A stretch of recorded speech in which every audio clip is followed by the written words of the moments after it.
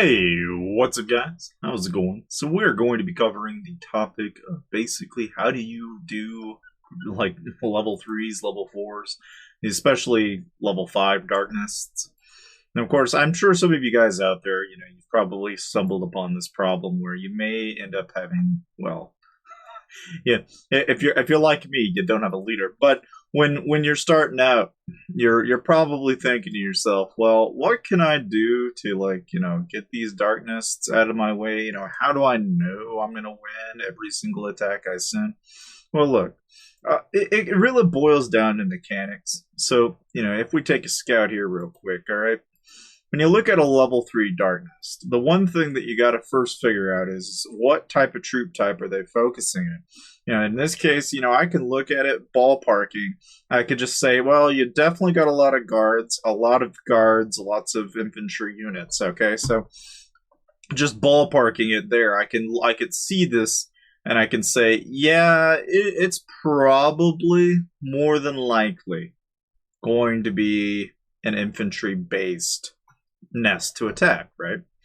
Now, of course, when you're actually attacking nests, the one trick that I recommend you guys use is that you really need to essentially you've got to, in order to really do successfully any dark nest, you've got to be able to compare yourself to this nest with the appropriate amount of troops to counter it. So if it's guards, you're going to need to send a ton of cavalry.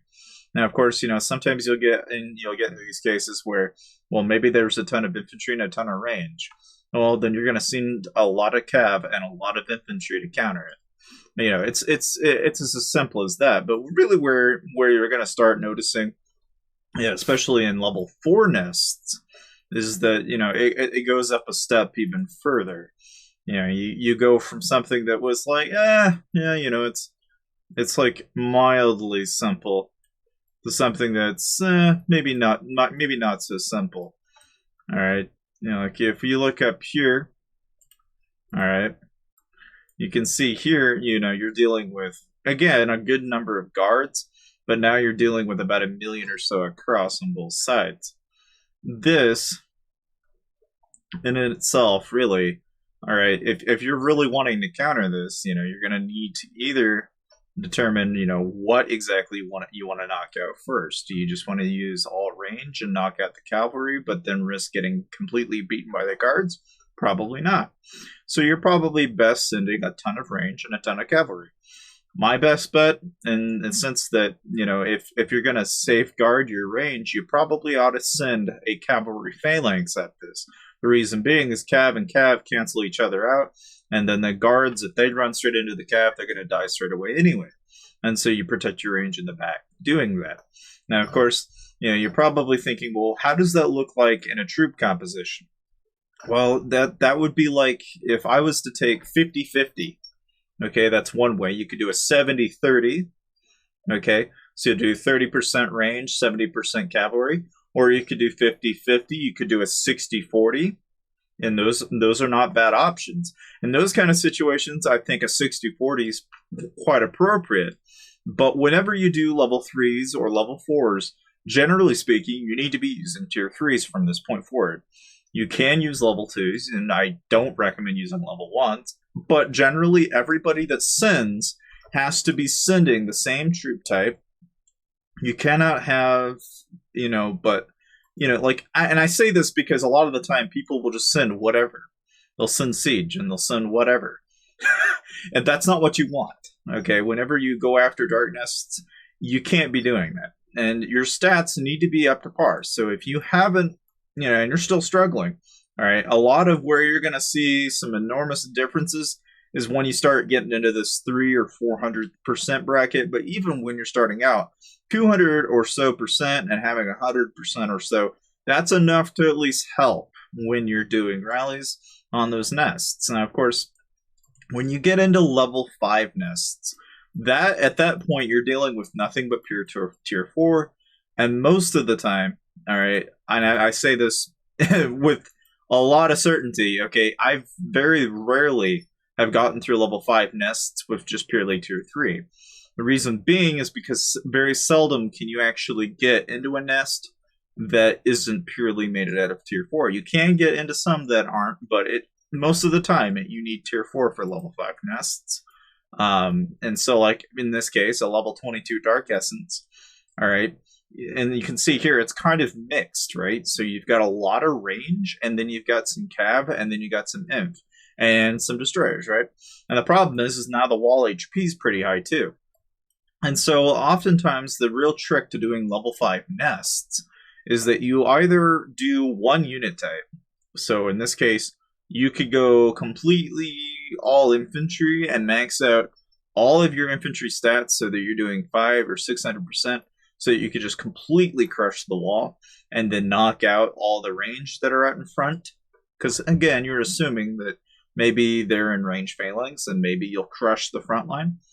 On the other hand, you could just as easily, okay, go all range and then try and knock out the riders, and then you're out on the range to range ratio, and you're out on the fighter to fighter, because range is never going to win against fighters, right?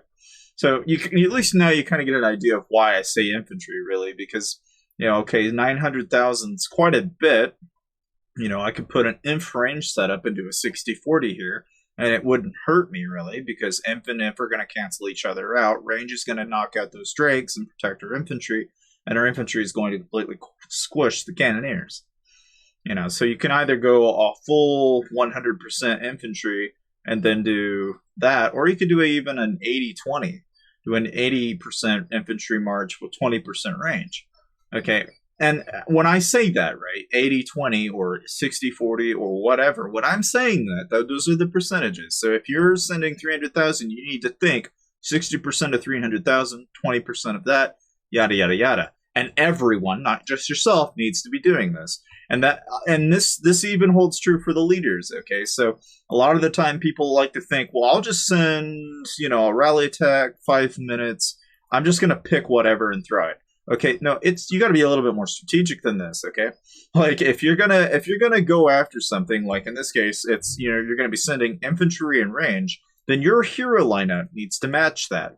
Okay, you need to be buffing your infantry and you need to be buffing your range, especially the attack stats, especially the attack stats. But most importantly, okay, is that you think about your front line. What is taking the most amount of damage? Well, in this case, we're probably going to want to bulk up our infantry because we want them to live. So we're going to need to bulk up that HP and bulk up that defense. And we do want to have a fairly good amount of attack on that infantry.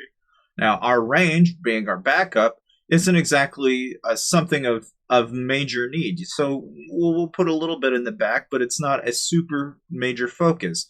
You can see in this case, I've got 4 infantry heroes and then 1 range hero. The reason why I do that is because we can send exactly 4 marches of infantry straight forward, and we can get the most out of that infantry attack. But if you were doing like a 60-40, then you may want to pull one of your infantry leaders out and then potentially, make use of like an army attack hero.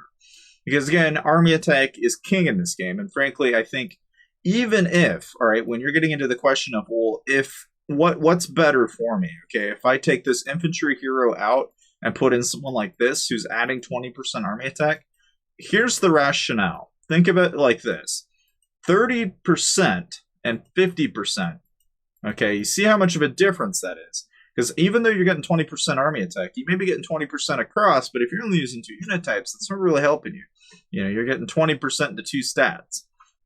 So, you get something there, but then you lose on the infantry defense and a bunch of other things. It becomes more relevant if, let's say, you had like an army attack hero and army HP hero, but he was also infantry. Then that's the better key card there. Or even here, where it's like a question of, well, there you're getting HP and defense. There's an exception with Rose Knight because of the fact that, well, we don't use cavalry in this march, so that's not helping me. So the only thing I'm getting out of it really is the 20 or so % army attack that she has to offer. And that's only really 40% I'm adding at the loss of 50% to defense and 30% to infantry attack.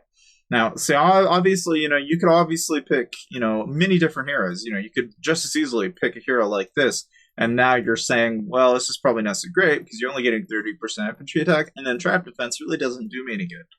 You know, so I mean, and even here, like, you know, looking at this, okay, like only 50%, it doesn't matter. Defense is not as relevant. You know, looking at this, even still, you know, it's the same thing twice. It's really not helping me.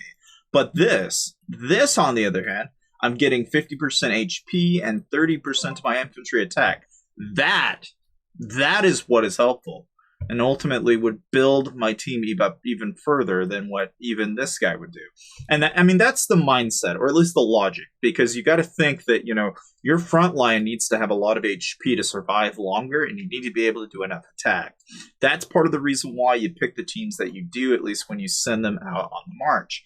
And of course, like I said, the troop composition is one aspect of it. The leaders are the other aspect of it. And then last but not least is your gear. Now, obviously, because I don't have my leader, we don't get leader boosts.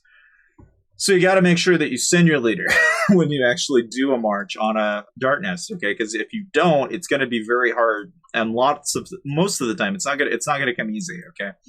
But in my experience, all right, if you are going to send like a inf and range, your gear needs to reflect this, okay? So if I'm going to send inf range, then I'm going to be using inf range gear. And so I'm going to start bulking up my inf and range attack. I'm not going to be shy about increasing that HP because, again, HP is king.